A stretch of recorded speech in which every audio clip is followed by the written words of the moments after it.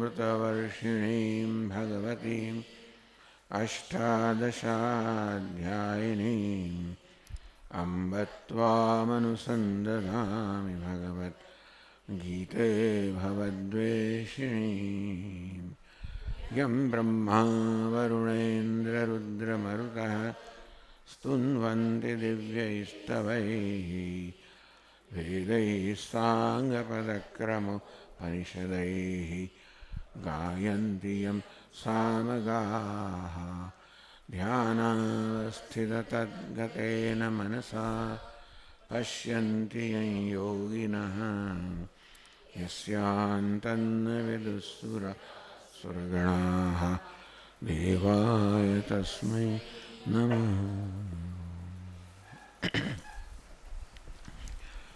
अर्जुन उवाच जायसी चेत् कर्मणस्ते मता बुद्धिर्जनार्दन तत्किं कर्मणि घोरे मां नियोजयसि केशव।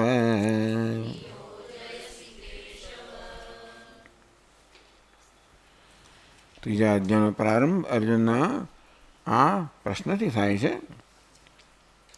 હે જનાર્દન, કર્મણઃ બુદ્ધિ જાયસી ચેત મતા તવ. હે ભગવાન, જો આપે કહ્યું તે પણ આપના અભિપ્રાય પ્રમાણે, એટલે કે આગળના અધ્યાયમાં આપે ઉપદેશ આપે એ પ્રમાણે, એટલે એવી અર્જુનની સમજ છે. આગળના અધ્યાયમાં ભગવાને જે ઉપદેશ કર્યો એમાંથી પોતે જે સમજ્યો એ અર્જુન આ પ્રશ્ન રૂપે વ્યક્ત કરી રહ્યો છે કે આપના અભિપ્રાય પ્રમાણે કર્મ કરતા જ્ઞાન ચડિયાતું હોય તો પછી કિમ મામ ઘોરે કર્મણી નિયોજયસી. હે કેશવ, હે કેશવ, હે સર્વજ્ઞ, આપ શા માટે આ યુદ્ધરૂપી ઘોર કર્મમાં નિયુક્ત કરો છો? અર્થાત શા માટે મને એમાં પ્રેરો છો?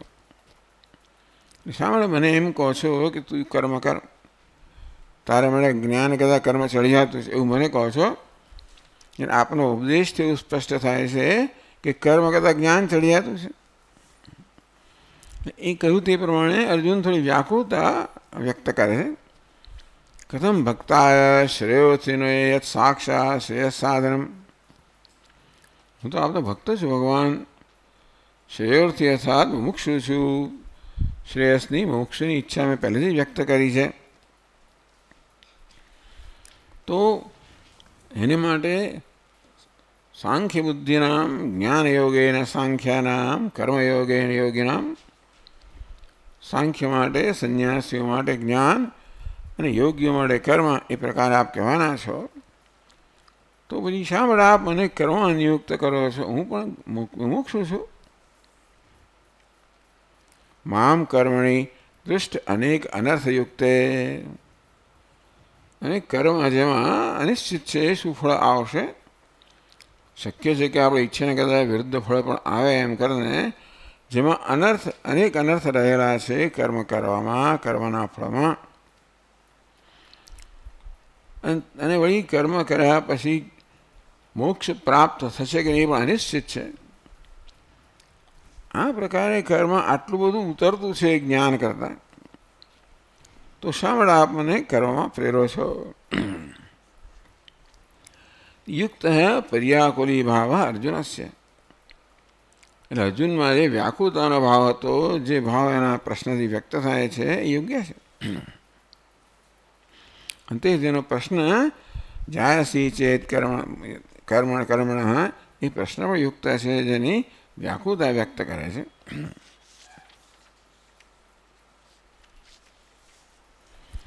આ પ્રશ્નમાંથી ભાષ્યકાર ઘણો બધો આપણને બોધ આપે છે.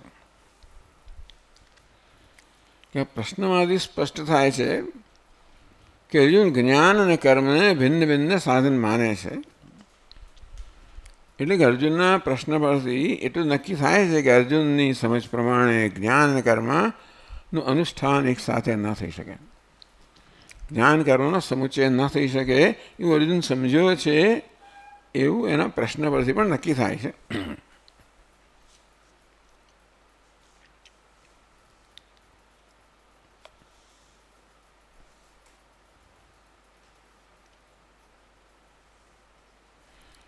એટલે કહ્યું તત્ર એવમ સતી ગૃહસ્થસ્ય આયાસ બાહુલ્યાત શ્રૌતમ સ્માતમ ચ બહુ દુઃખરમ કર્મ શિરસી આરોપિતમ છે. આ બધું ગૃહસ્થ માટે જ છે. તો કે એને તો બિચારાને ગૃહસ્થાશ્રમનો બોજ તો ખરો જ, ઉપરથી પાછું આ શ્રુતિનું કર્મ, શ્રુતિથી જેના આદેશ થયો તે શ્રુતિ બધું કર્મ એને તો કરવું પડે.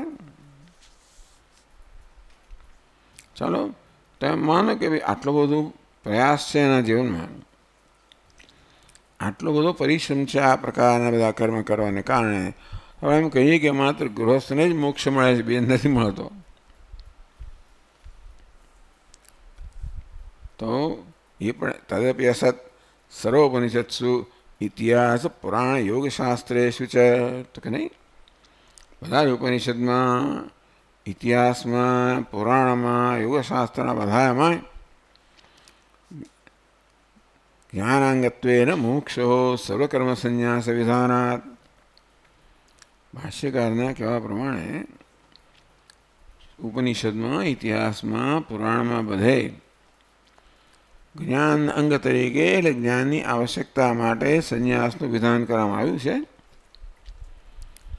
કે મોક્ષ પ્રાપ્ત કરવો હોય તો જ્ઞાન જોઈએ, જ્ઞાન પ્રાપ્ત કરવા સંન્યાસ જોઈએ, એવું આ બીજા બધા શાસ્ત્રોમાં કહેવામાં આવ્યું છે.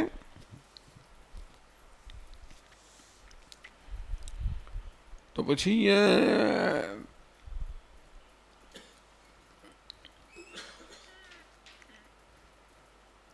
એવું કહેવામાં આવે કે માત્ર ગૃહસ્થ માટે જ આ છે તો યોગ્ય નથી.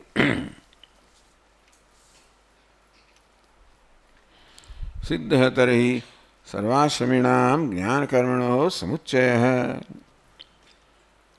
ચાલો તો એમ માનો કે માત્ર ગૃહસ્થ માટે ને બધાએ માટે જ્ઞાન કર્મનો સમુચ્ચય છે. ન મુમુક્ષો સર્વકર્મ સંન્યાસ વિધાનાત. ભાષ્યકાર કહે છે કે જેને મોક્ષ જોઈતું હોય એણે તો માત્ર જ્ઞાન પર જ પોતાનું ધ્યાન કેન્દ્રિત કરવું જોઈએ અને કર્મ વગેરેમાંથી નિવૃત્તિ લઈ જ લેવી જોઈએ. એવું વિધાન છે શાસ્ત્રમાં. ક્યાંથી આપ કહો છો વ્યુત્થાય ભિક્ષાચર્યમ ચરંતી. વ્યુત્થાય એટલે બધી ઈશ્વરમાંથી મુક્ત થઈને પછી ભિક્ષાચર્ય એટલે સંન્યાસ.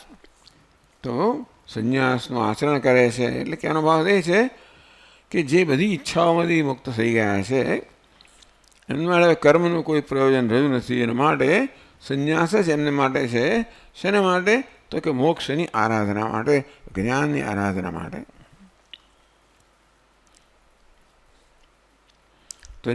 તસ્માત સંન્યાસમેષામ તપસામ અતિરિક્તમ આહુઃ.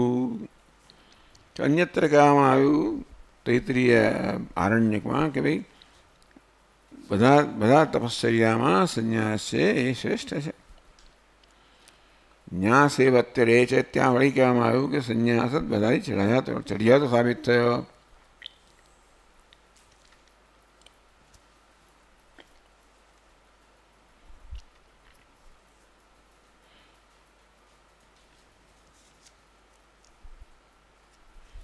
પછી આગળ ભાષા કહે છે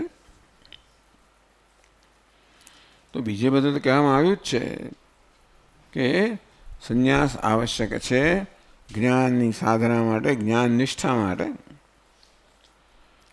તો ભગવદ્ ગીતામાં શું છે? ઇહાપી ચ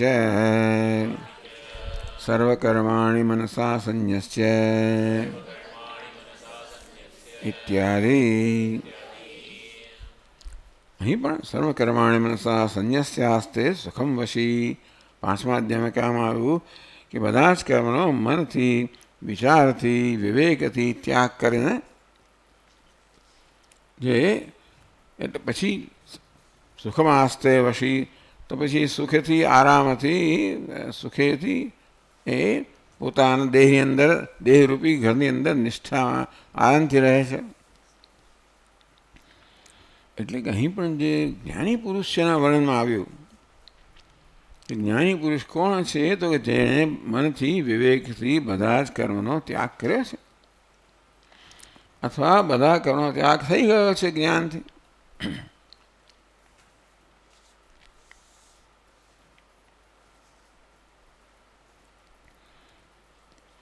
મોક્ષસ્થ છે અકાર્યત્વાत् મુમુક્ષો કર્મ અનર્થક્યમ. મોક્ષસ્ય છે અકાર્યત્વાत्. કાર્ય એટલે કર્મથી ઉત્પન્ન થતું, અકાર્યમ એટલે જે કર્મથી ઉત્પન્ન થતું નથી, કર્મનું ફળ નથી. આ મોક્ષ છે ને એ કોઈ કર્મનું પરિણામ નથી, કોઈ કરવાથી મોક્ષ પ્રાપ્ત થયું નથી. એવું કેમ છે? કારણ કે મોક્ષ નિત્ય પ્રાપ્ત છે. આત્માનું સ્વરૂપ જ કેવું છે? નિત્ય મુક્ત છે. અને તેથી મોક્ષ નિત્ય પ્રાપ્ત છે. છતાં પણ આપણે જાણે બંધન અનુભવતા હોઈએ છીએ, અર્થાત મોક્ષ કે મુક્તિ આપણું સ્વરૂપ છે, તે છતાંય પણ આપણે બંધનનો અનુભવ કરતા હોઈએ છીએ. એનું કારણ માત્ર ભ્રમ છે, કાંઈ નથી બીજું.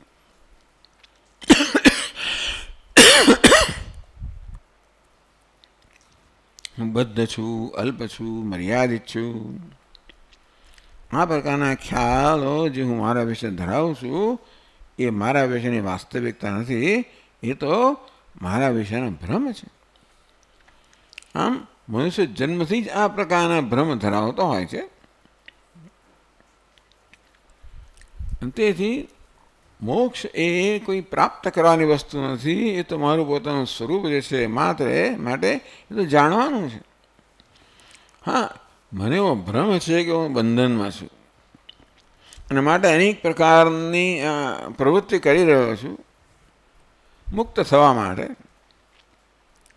પણ જેને વિવેક જન્મે કે મોક્ષ પ્રાપ્ત કરવાનો હોય જ નહીં,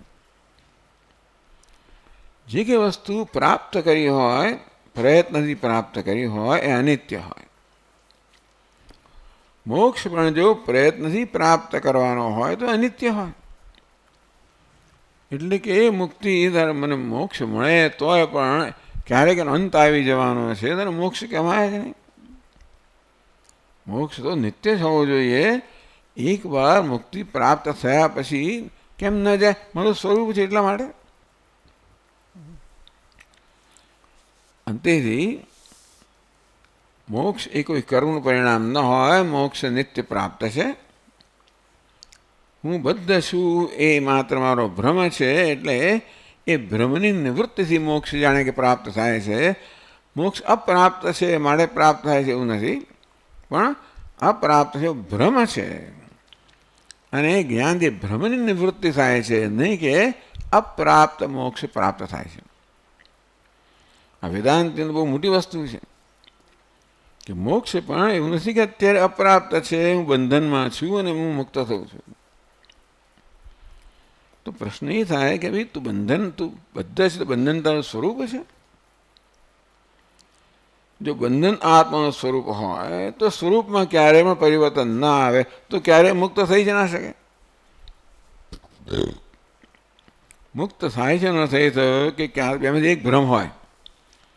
બંધન તારું સ્વરૂપ હોય તો મુક્ત થયો ભ્રમ હોવો જોઈએ કે હું મુક્ત છું, મોક્ષ મારું સ્વરૂપ હોય તો બંધન ભ્રમ હોવો જોઈએ. વેદાંત કહે છે કે હું બંધનમાં છું, બંધાયેલો છું, અલ્પ છું, પરતંત્ર છું, અસહાય છું. આ પ્રકારના જે બધા ખ્યાલો હું માનવ ધરાવું છું એ બધા ભ્રમ છે. આ ભ્રમની નિવૃત્તિ જે મોક્ષ છે, અપ્રાપ્તની પ્રાપ્તની, પરંતુ જે પ્રાપ્ત છે એના વિશે ભ્રમ છે એની નિવૃત્તિ મોક્ષ છે.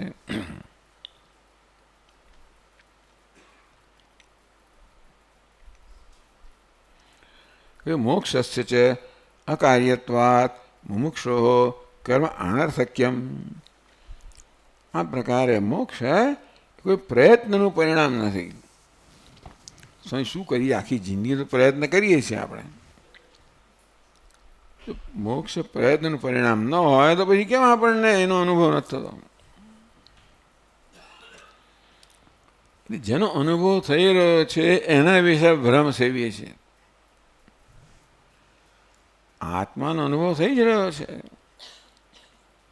આત્મા મુક્ત છે, મુક્ત આત્માનો જ અનુભવ થઈ રહ્યો છે.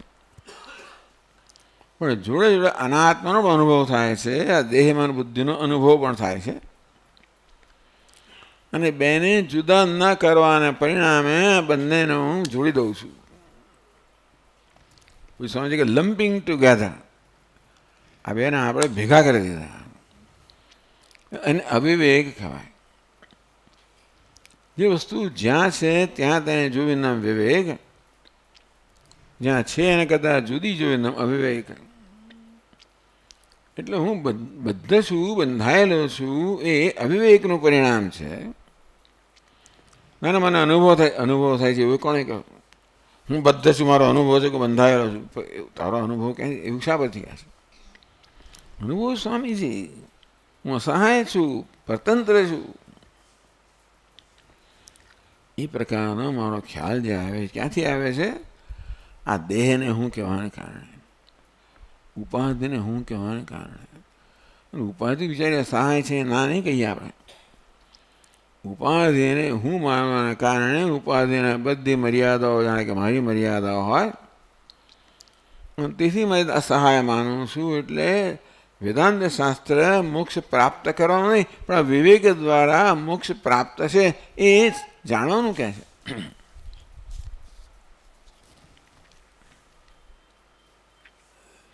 સર્વકર્માણી મનસા સંન્યસ્ય, એટલા જ માટે સંન્યા, કારણ કે આમાં કંઈ કરવાનું, મોક્ષ પ્રાપ્ત કરવો એ કોઈ ક્રિયાનું પરિણામ નથી. ખરેખર તો વેદાંત શાસ્ત્ર કહે છે કે બધું કરવાનું છોડી દઈએ ત્યારે જ આપણે જોઈ શકીએ કે આપણે મુક્ત. જ્યાં સુધી મનમાં કરવાનો રઘવાટ છે,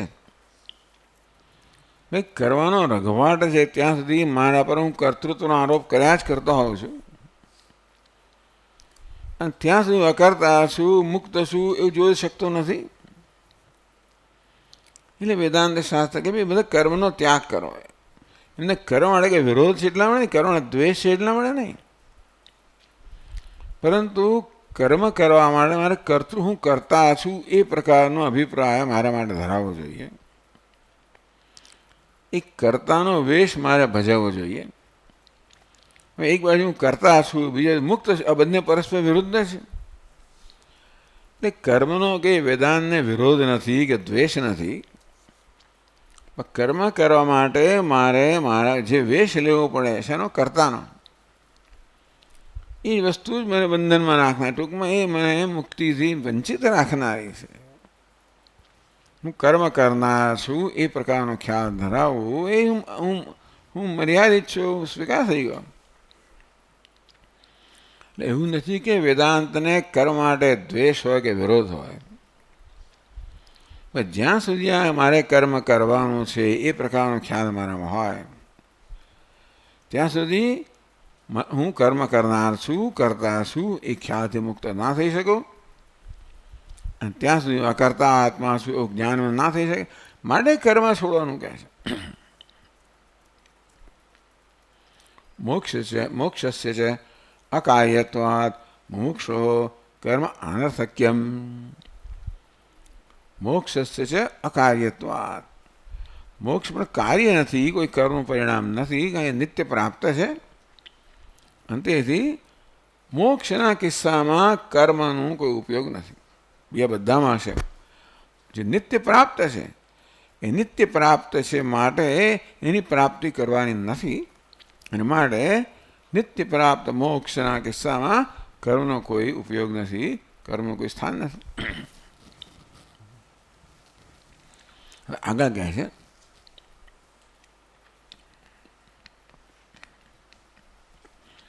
એક વાક્ય છે મીમાંસા શાસ્ત્રમાં, અકુર્વન વિહિતમ કર્મ નિંદિતમ ચ સમાચરન પ્રસંજશ્ચેન્દ્રિયાર્થેષુ નરઃ પતન વૃચ્છતિ ઇતિ સ્મૃતે સ્મૃતિ. જો માણસ જે કરવાનું છે ના કરે ને તો ન કરવાનું કરે એવું સામાન્ય રીતે કહેવામાં આવે. પેલા બાળકને તમે જે વાંચવા કસવાનું તો એ બી ઉલટું સુલટું કહે, તોડફોડ કર્યા કરશે. ત્યાં મનુષ્ય પણ એને જે કરવાનું છે નહીં કરાય તો બીજું ઉલટું સુલટું, કારણ કે કર્યા વગર ચાલવાનું જ નથી. મનમાં એવા જાતનો રઘવાટ છે, એટલી બધી અસ્વસ્થતા છે, અશાંતિ છે કે માણસ ક્ષણભર પણ શાંતિથી બેસી કશું કર્યા વગર રહી શકતો નથી. એટલા જ માટે તમે એને જે સાચું સારું કરવાનું ન તો કે ઉલટું સુલટું કર્યા કરે, તોડફોડ કર્યા કરે છે. એટલે જ્યાં સુધી મનમાં આ પ્રકારનો ભગવાન પોતે સમજાવશે આ અધ્યાયમાં કે જ્યાં સુધી મનમાં રાગ દ્વેષ છે ત્યાં સુધી માણસ ક્ષણભર પણ માટે નિષ્ક્રિય બેસી શકતો નથી.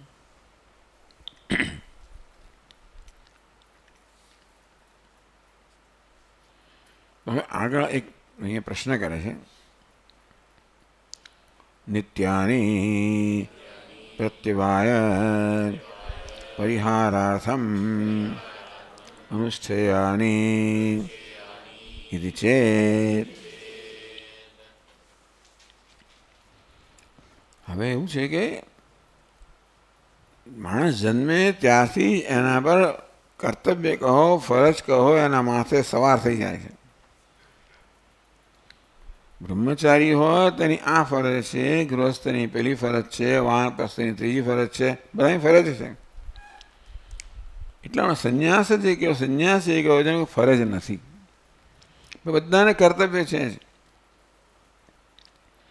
એટલે માણસ જેવો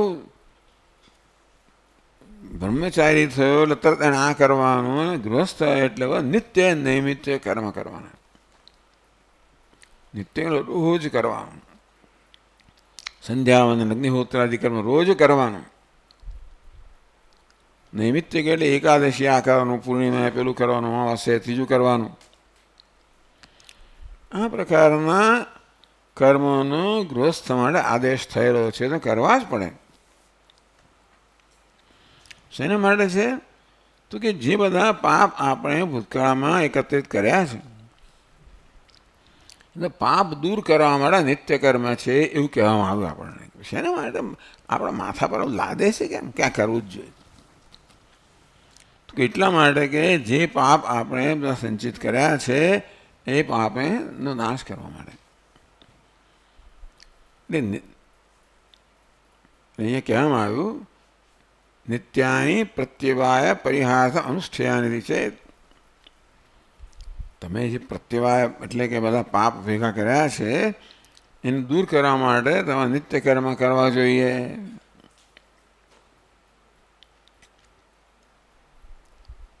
તો ઉત્તર આપે છે ન અસન્યાસ વિષયત્વાત પ્રત્યવાય પ્રાપ્તે હે. આ પ્રત્યવાય એટલે શું છે? પાપ એથી કરવાનું છે, ન કરો તોય પાપ લાગે, ન કરવાનું કરો તો પાપ લાગે જ. પરંતુ મીમાંસા શાસ્ત્ર કહે છે કે તમે કરવાનું છે ને એ ન કરો તોય પાપ લાગે. એટલે આપણી સમક્ષ કંઈ થઈ રહ્યો હોય ને આપણી ફરજ છે કે એમાં આપણે કંઈક ઝુકાવવું જોઈએ, ના ભાઈ હું તો કંઈ નહીં કરું તોય પાપ લાગે. એટલે ન કરવાનું કરો તોય પાપ લાગે, ને કરવાનું ન કરો તોય પાપ લાગે, એમ મીમાંસા કહે છે. આ કારણે પ્રત્યવાય જે પ્રકારના નિત્ય નૈમિત્તિક કર્મ આપણે કરવા જોઈએ એ છે આપણો ફાળો. ટૂંકમાં જગતની અંદર આપણે જે બધો લાભ મળી રહ્યો છે એના બદલામાં આપણે પણ ફાળો આપવો જોઈએ. એ નિત્ય નૈમિત્તિક કર્મરૂપમાં આપણે આપણો ફાળો આપીએ છીએ.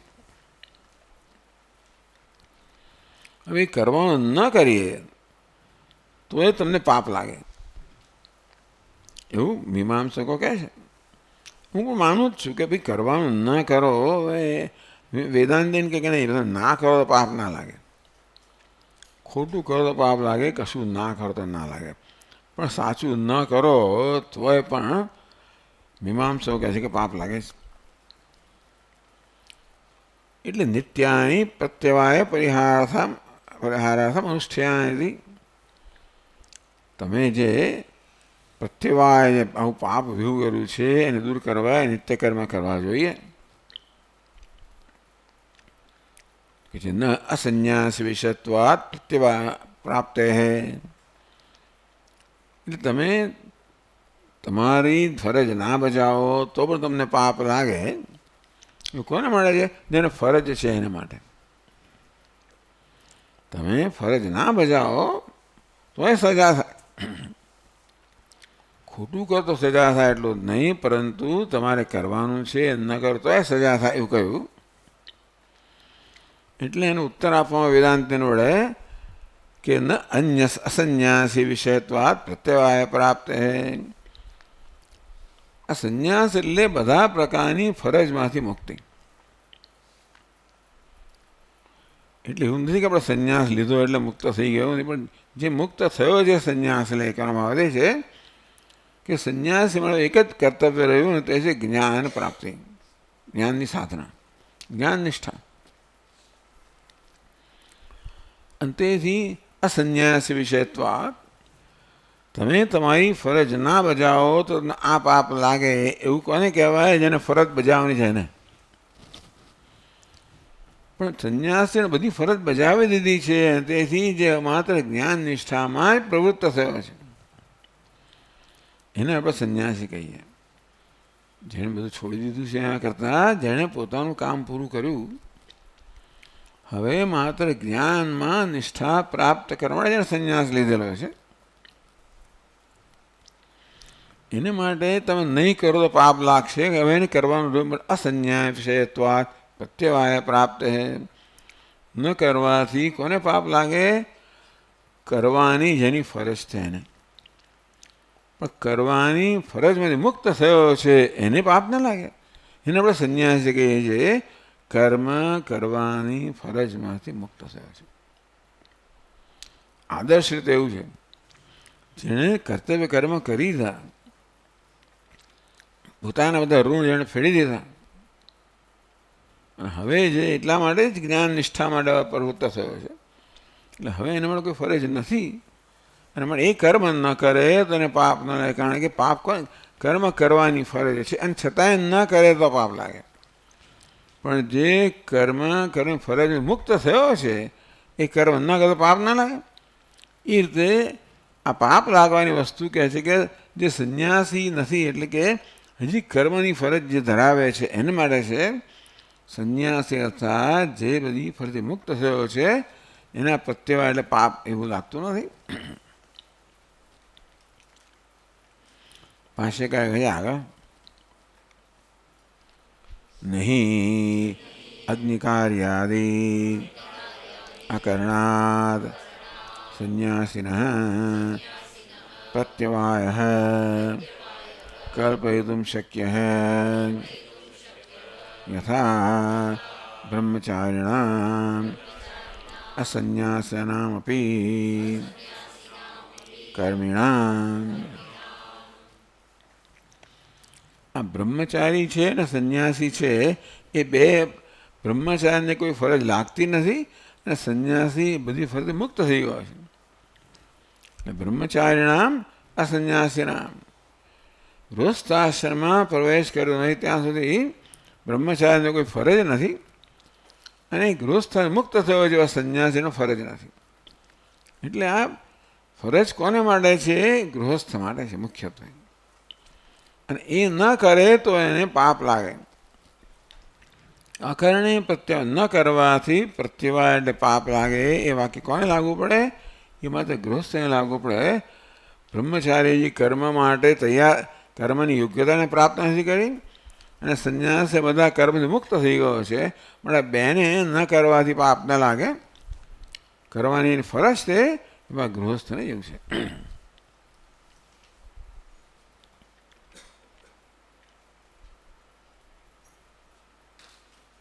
આગળ કહે છે ન તાવત નિત્યાનામ કર્મણામ અભાવાદ એવ ભાવરૂપસ્ય प्रत्यवायस्य उत्पत्तिः कल्पयितुं शक्या युक्ता च कथम असतः सज्जायेत इति असतः सज्जन्म असंभवश्रुतेः।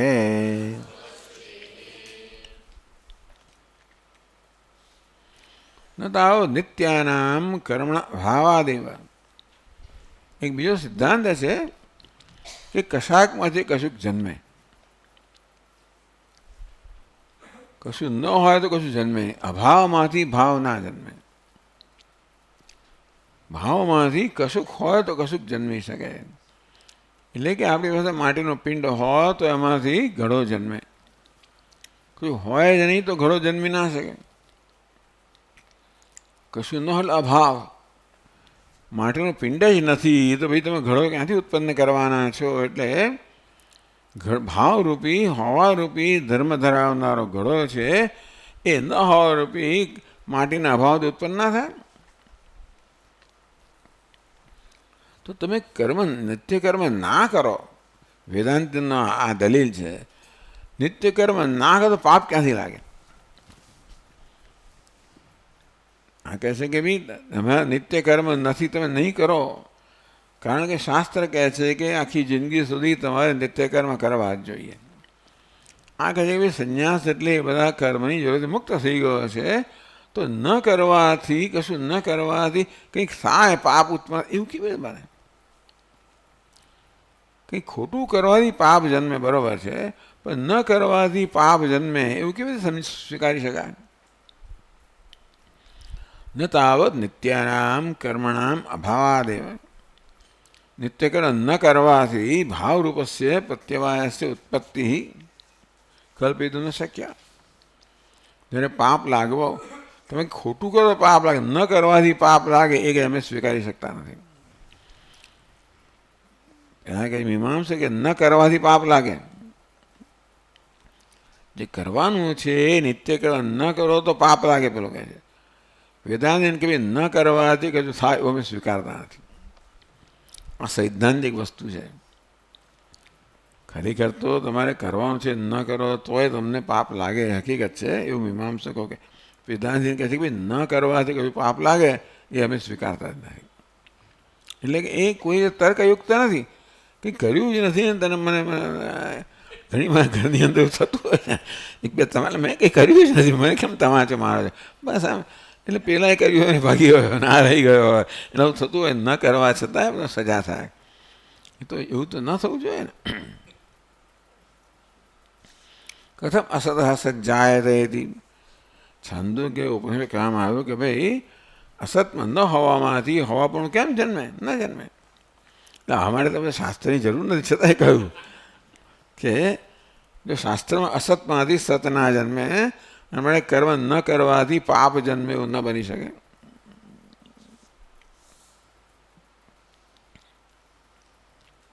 યદિ વિહિત અકરણાત અસંભાવ્યમપી પ્રત્યવાયમ બ્રૂયાત વેદઃ તદા અનર્થકરઃ વેદઃ અપ્રમાણમ ઇતિ ઉક્તમ સ્યાત્।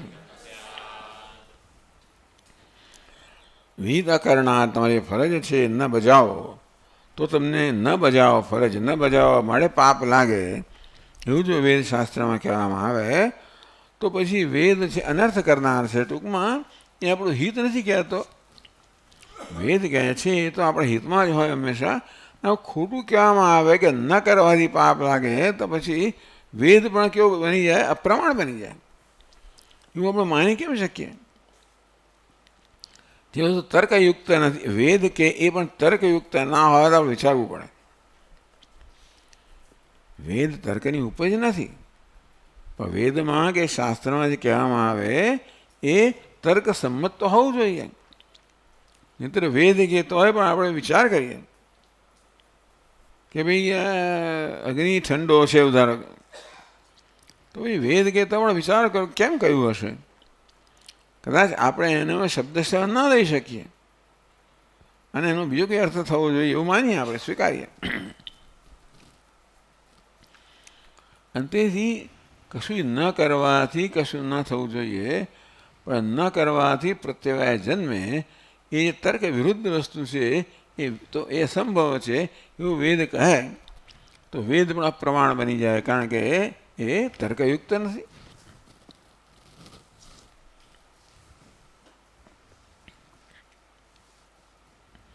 વેતસ્ય કર્ણ અકર્ણયોઃ દુઃખ માત્ર ફલત્વાत्.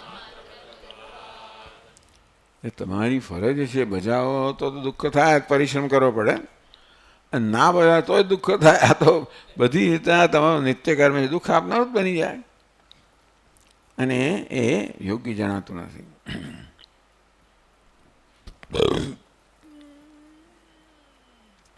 તથા ચ કારકમ શાસ્ત્રમ ન જ્ઞાપકમ ઇતિ અનુપન્નાર્થમ કલ્પિતમ સ્યાત.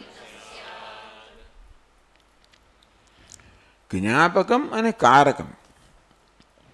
જ્ઞાપક એટલે જે જ્ઞાન આપનારું છે તે, કારક એટલે જે કર્મ કરાવે છે તે. તો શાસ્ત્ર આપણને કર્મ કરવાનો આદેશ, વેદાંતિન કહે છે શાસ્ત્ર કર્મ કરવાનો આદેશ નથી આપતું. શાસ્ત્ર આપણને માત્ર જ્ઞાન જ આપે છે.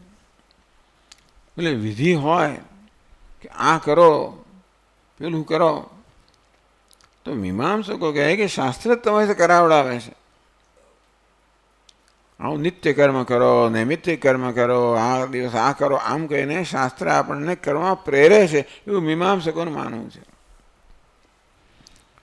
વેદાંતિન કહે છે કોઈ આપણને કરવા પ્રેરી શકે નહીં. ભલો કહે ને જે કહેવું હોય કે અમારે કરવું હોય તો કરવું, તે ના કરવું. શાસ્ત્ર કહે છે મારે કરવું એવી બધાને પ્રેરણા નથી જન્મતી. એટલે માણસ પોતાને કરવું હોય તો કરે, બીજું ક્યારે કહે છે મારે કરવું નથી થતું. સ્વામીજી આ બરાબર એના માથે ગંધ ધરેલી છે મેં, અને આમ કર તો કરે છે કે નથી કરતો. એને કરવું છે મારે કરે છે. શક્ય છે કે મારું હોત તો મારી લે, ધારો કહેનારું નીકળે તો તમે આમ ધરો તો એ ના કરે. એટલે માણસ કોઈ કહે છે મારે કરે છે એવું નથી, પોતાને કરવું છે માટે કરે છે. હા, આમ ગંધ ધરવાથી તમે એનામાં આ પ્રકારની વૃત્તિ જન્માવી શકો કે ભાઈ કરવા દે તો જુદી વાત છે. પણ કોઈ માણસ કોઈના કહેવાથી કશું કરતો નથી, પોતે કરવું છે માટે કરે છે. આ વેદાંતનો સિદ્ધાંત છે. મીમાંસકો એમ કહે છે કે શાસ્ત્ર કે તું આકાર માટે તમે કરો છો કે નહીં, શાસ્ત્ર કે તું આકાર. તો વેદાંત કહે શાસ્ત્ર કોઈને કરવાનું કશું કહેતો હોય નથી. આકર જ્યારે એમ કહેવામાં આવે ત્યારે એનો અર્થ એવો સમજવાનો કે આ કરવું તારા હિતમાં છે. શાસ્ત્રમાં કોઈ કરવાનો આદેશ કરવામાં આવ્યો હોય તો પણ શાસ્ત્ર આદેશ કરે છે એવું નથી, માત્ર આ કર્મ તારા હિતમાં છે એ પ્રકારનો બોધ જ આપે. એટલે કે છે બોધ કારકમ જ્ઞાપકમ શાસ્ત્રમ ન તું કારકમ. શાસ્ત્ર હંમેશા જ્ઞાપક એટલે કે આપણા બોધ જ આપે, શાસ્ત્ર કશું કરાવે એવું ના બને. શાસ્ત્ર એમ કે શાસનમનો અર્થ બે થાય. શાસન એટલે તમારી પર દાદાગીરી કરવી, અથવા શાસન તમને બોધ ઉપદેશ આપવો. શાસ્ત્રમ બોધ આપવાને કારણે શાસ્ત્ર કહેવાય છે એવું વેદાંતિ માને છે. ભલે મીમાંસકો માનતા હોય કે શાસ્ત્ર આપણને આદેશ કરે છે, વિધિ દ્વારા આ કરવાનો આદેશ કર્યો, નિષેધ દ્વારા ન કરવાનો આદેશ કર્યો. વેદાંતિન કહે છે કોઈ કોઈનો આદેશ માન્ય કરતું નથી, ભલે જેને કહેવું હોય કે. છેલ્લે માણસ કરે ત્યારે એને કરવા એવું લાગે તો જ કરે, નહીં તો ના કરે. મારું હોય તો મારે લે ચામડા ઉતારે લે, ગમે તો શું નહીં કરું તો નહીં જ કરું. એટલે ન કરું ના જ કરે. એટલે શાસ્ત્ર પણ કરાવે છે એવું વેદાંતિન માનતા નથી. એમ કે તો આ કર એમ કરવા કહેવા દ્વારા શાસ્ત્ર એવું કહી રહ્યું છે કે આ કરવું તારા હિતમાં છે અને હું એની સાથે સંમત થવું તો કરું. મને એમ લાગ્યા કહે છે પણ મારા હિતમાં તો ના કરું. એટલે ક્યારેય પણ કોઈ માણસ કોઈના કહેવાથી કશું કરતો નથી એવું વેદાંતન કહે છે. દરેક વ્યક્તિ પોતાને કરવું છે માટે કરે છે અને પેલા કયું માટે કરે છે એવું નથી.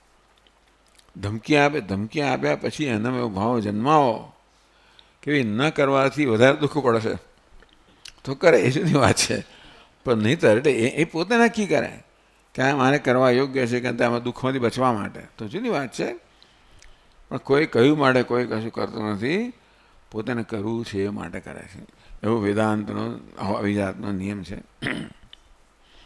જ્યારે મીમાંસકો કહે છે કે શાસ્ત્ર કહે છે માટે આપણે કરીએ છીએ.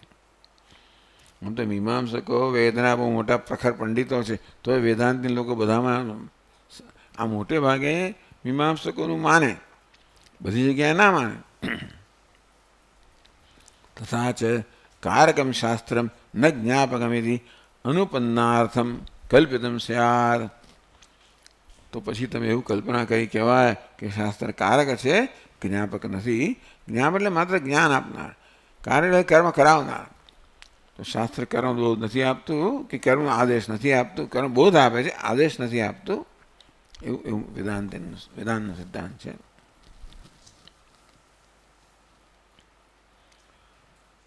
ન ચેત દિષ્ટમ, અને યોગ્ય પણ નથી. શાસ્ત્ર કર્મ કરાવે એ યોગ્ય નથી, શાસ્ત્ર માત્ર બોધ આપે એ યોગ્ય છે.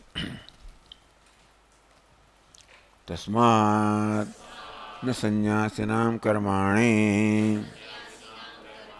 અતઃ જ્ઞાન કર્મણો સમુચ્ચય અનુપત્તિ. તસ્માત આવી દલીલોના કારણે આ પ્રકારનો હવે અભિજાતનો નિષ્કર્ષ કાઢીએ છીએ કે ન સંન્યાસનામ કર્માણી, સંન્યાસ એણે લીધો છે એના માટે કોઈ કર્મ નથી. એટલે સંન્યાસ એણે લીધો છે જે બધી કર્મની જરૂરિયાતથી મુક્ત છે એવો આપણે સ્વીકારી લઈએ. અત જ્ઞાન કર્મણો સમુચ્ચનોપત્તિ. હવે તો બધા ઘણા સંન્યાસો ફરતા હોય અને ઘણી ટીકાઓ થતી હોય છે. ઘણા બધા ખાઈ પીને ઘણા બધા આવા ક્ષેત્રોમાં આપણે ભારતની અંદર આ ખવડાવવાની બહુ મોટી વસ્તુ છે. ખૂબ બધા અન્ન ક્ષેત્રો. ગાંધી મહાન વિરોધી હતા કે બંધ કરતા બધા, તમે આ ભિખારી બનાવી દો છો એ લોકોને, એને કામ કરાવો. અન્ન ક્ષેત્રના વિરોધ નહીં માણસ, એટલે ક્ષેત્ર બંધ કરાવી દો, મફતનું ખાવું ના આપો છો તમે, એમ કરીને તમે ખોટી ટેવ પાડો છો, એવું કહેતા હતા. ચાલો પણ એટલે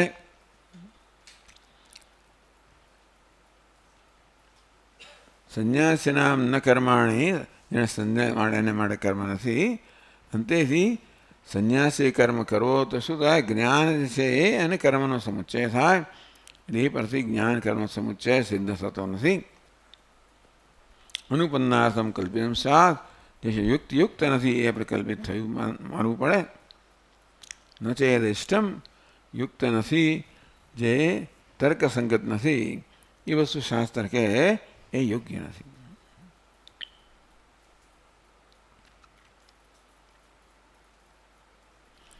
તસ્માત ન સંન્યાસનામ કર્માણી, માટે કર્મ એટલે કે વિહિત કર્મ એ સંન્યાસ, એટલે એવું નહીં કે પેલો બેસી જ રહે છે એવો પ્રશ્ન નથી. કર્મનો અર્થ એ છે કે અહીંયા આગળ આદેશ, મારે કર્મ કરવાનું છે એ પ્રકારની વૃત્તિ સંન્યાસીમાં નથી. એમ આપણે કર્મ કરીએ તો એટલા મારે કરવું પડશે, નહીં કરવું તો મને આવો નુકસાન થશે, અને કરીશ તો મને આ પ્રકારનો ફાયદો થશે, એવું જ્યારે મનમાં હોય ત્યારે આપણે કર્મ કરીએ.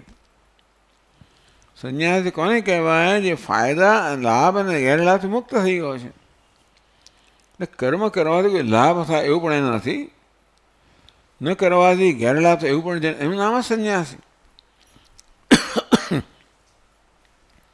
એના માટે ન સંન્યાસીનામ કર્માણી, એ સંન્યાસી માટે કર્મનો કોઈ આદેશ નથી.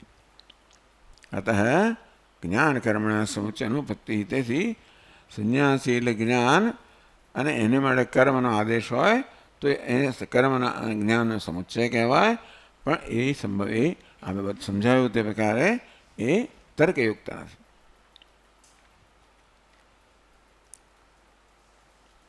જાયસી ચેત કર્મસ્તે મતા બુદ્ધિ ઇતિ અર્જુનસ્ય પ્રશ્ન અનુપત્તેશ્ચ. અર્જુને પૂછ્યું કે ભગવાન આપના અભિપ્રાય પ્રમાણે કર્મ કરતાં જ્ઞાન ચડિયાતું છે. એવું જરા એટલે એ અર્જુન પોતે જે સમજ્યો છે ભગવાનનો ઉપદેશ એ રીતે એને એક પ્રશ્ન કર્યો. તવ મતા આપના અભિપ્રાય પ્રમાણે આપે મને બોધ આપે એ પ્રમાણે કર્મ કરતાં જ્ઞાન ચડિયાતું હોય.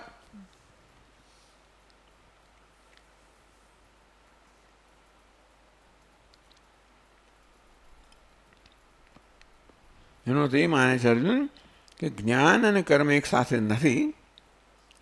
ચડિયાતું હોય તમે કરો એટલે જેને માટે કર્મ ચડિયાતું છે કર્મ કરે, જ્ઞાન ચડિયા છે જ્ઞાનની સાધના કરે. એવો અર્જુનનો પ્રશ્ન ન હોત જો એક માણસ બંને સાથે કરી શકતો હોત તો.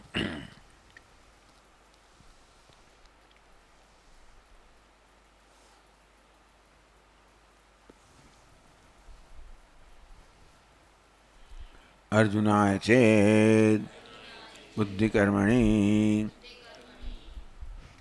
શું થયું? રહી ગઈ કશું?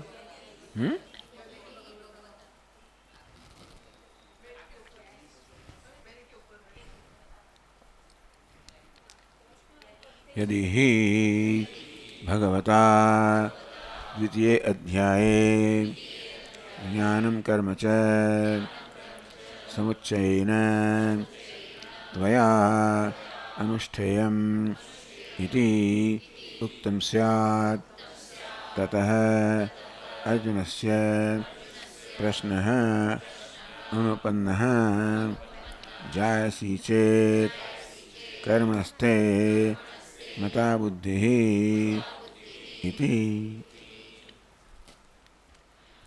અર્જુન એ પ્રશ્ન કર્યો એ પરથી પણ સ્પષ્ટ થાય છે કે ભગવાને જ્ઞાન કર્મનો સમુચ્ચય કર્યો નથી. એટલે જ્ઞાન કર્મ બંને સાથે અનુષ્ઠાન કરવા જોઈએ તો ભગવાને કહ્યું નથી. કારણ કે અર્જુને આવું પૂછ્યું કે ભગવાન આપના અભિપ્રાય પ્રમાણે કર્મ કરતાં જ્ઞાન શ્રેષ્ઠ હોય. એટલે કે એ બંને એક સાથે એક વસ્તુ શ્રેષ્ઠ હોય બીજી ઉતરતી હોય તો બેનું સાથે અનુષ્ઠાન કરવાનું હોય નહીં. અર્જુનના પ્રશ્ન પરથી પણ જાણીએ આ સમજમાં આવે છે કે અર્જુન આવું સમજ્યો છે કે ભગવાન જ્ઞાન કર્મ સમુચ્ચય નથી કહી રહ્યા હતા. નથી કહી રહ્યા જ્ઞાન અથવા કર્મ જે પ્રકારની યોગ્યતા તમારામાં હોય એ પ્રકારનું અનુષ્ઠાન તમારે કરવું જોઈએ.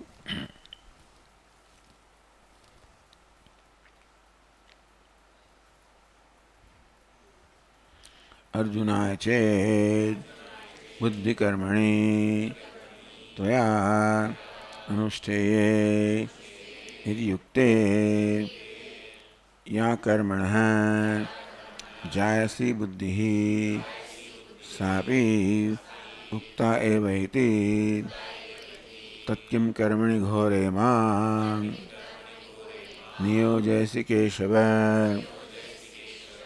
इति प्रश्नः न कथंचन वोपद्यते.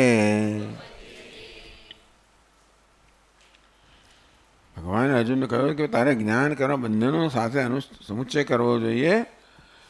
તારું કર્મ કરવું જોઈએ જોડે જોડે જ્ઞાનની સાધના કરવી જોઈએ. એવું જો અર્જુનને કહ્યું હોત તો પછી તત્કિમ કર્મણી ઘોરેમાં તો ભગવાન આપ મને આ ઘોર કર્મમાં કેમ નિયુક્ત કરો છો એવું અર્જુને કહ્યું. એ યુક્ત એ બરાબર ન હોત. એ જો ભગવાનના ઉપદેશ એવું સમજ્યો હોત કે ભગવાન મને જ્ઞાન અને કર્મ બંને સાથે અનુષ્ઠાન કરવાનું કહી રહ્યા છે તો પછી એવું ન કહેતે કે આવું બધું ઘોર કર્મ કરવાનું કેમ કહો છો. કારણ કે એ સમજ્યો છે કે બંને સાથે કરવાના જ છે પણ બંને સાથે થઈ શકે એમ નથી. અર્જુન સમજ્યો છે એટલે જે જ્ઞાનની સાધના કરતો હોય એના આપણે કર્મ નથી અને કર્મની સાધના કરતો એના માટે હજી જ્ઞાન નથી, એ બધું સમજ્યો છે. અને એ પરથી એનો પ્રશ્ન થયો કે ભગવાન આ બંને મને કરવાનું કેમ, આ કર્મ કરવાનું કેમ કહી રહ્યા છો? જો જ્ઞાન કર્મ કદાચ ચડિયાતું હોય, એનો તો અર્જુન સમજ્યો છે કે બંને એ સાથે અનુષ્ઠાન કરવાની વસ્તુઓ નથી.